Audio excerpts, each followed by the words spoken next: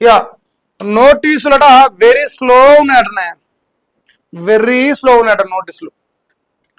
ఇక సార్ 92,87,000 మంది మరి ఇచ్చిందట, సారీ లక్షల్లో ఇచ్చింది, 18 లక్షలు మాత్రమే ఇచ్చిరట. 92 లక్షలకి 18 పోతే మిగిలిన మొత్తం ఉనికిలే. దాదాపుగా 74 లక్షల మందికి ఇంకా నోటీసులు పోలే. స్లోగా పోతున్నట నోటీసులు, చాలా స్లోగా ఉన్నాయి, మామూలు స్లో కాదు. సో ప్రింటింగ్ తిప్పాలట, సాంకేతిక అడ్డంకులట, లిస్టుల్లో పేరుందో లేదో తెలియక గందరగోళం అట. నోటీసు అందిన 7 రోజుల్లో వివరణ ఇవ్వాలట. పౌరసత్వ అనుమానాలు ఉంటే స్పెషల్ ఎంక్వైరీ అట. అక్టోబర్ 15 లోపు సవాలుగా మారిన ప్రక్రియ పూర్తట. మరి రాష్ట్రంలో ఓటర్ జాబితా సవరణకు చేపట్టిన స్పెషల్ ఇంటెన్సివ్ రివిజన్ కీలకమైన నోటీసు మరి ఇస్తలేరు. ఒకవేళ మీరు ఇస్తలేరు, ఆ సమయానికి రాదు, సమయం అయిపోతుంది, మీరు నెల రోజులు ఏం పెట్టినట్టు. ఆ తర్వాత ఓటర్ల పరిస్థితి ఏంది?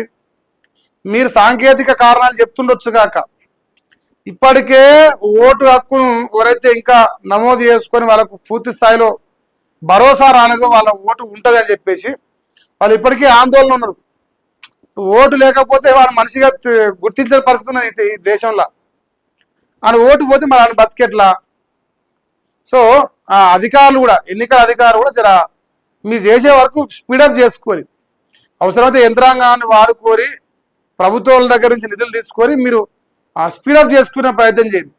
కానీ ఇంత సులువుగానే 92 లక్షల మందికి 18 లక్షల మందికి వచ్చినట, ఇంకా 74-75 లక్షల మందికి రాలే, అంటే 20% కూడా రాలే సింపుల్గా. అది కథ. మరి చాలా జాగ్రత్తనే, మీ ఓట్లు కాపాడుకోరి.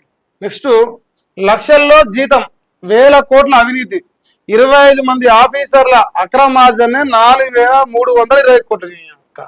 కాళేశ్వరం నానే నువ్వు రాజే కదా, ఒకటి ఉంటుంది అనుకుంటే ఉన్నా. ఇంకో కాళేశ్వరం కూలింది, అవినీతి సంపద పెరిగింది. మరి మీ కాంగ్రెస్ లో అవినీతి పెరిగిందంటారా? రాదే మరి అది కూడా. మీ కాంగ్రెస్ లో పెరిగినా, పెరుగుతున్నా, పెరగబోతున్నా అవినీతి సంగతి ఏంది? అది రాస్తే సంతోషపడతాం. ఇది మరి లక్షల్లో జీతం అట, 1000 కోట్ల అవినీతి జరుగుతుందంట. ఇక ఇది 100 కోట్ల పైన ఆస్తులు ఉన్నోళ్ళు లెక్కట.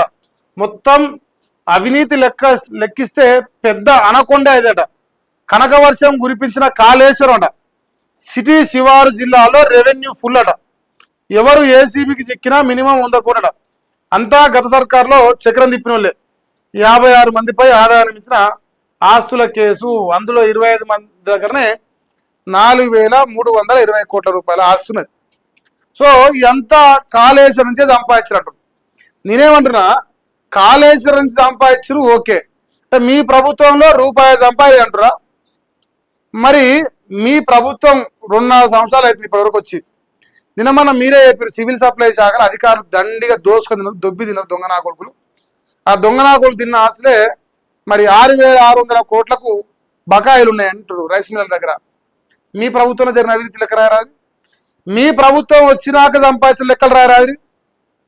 బీఆర్ఎస్ ప్రభుత్వంలో కాళేశ్వరం నుంచి కానీ, రెవెన్యూ శాఖ నుంచి కానీ, భూముల నుంచి కానీ ఏ దాని నుంచి సంపాదించారు మేము ఒప్పుకుంటాం.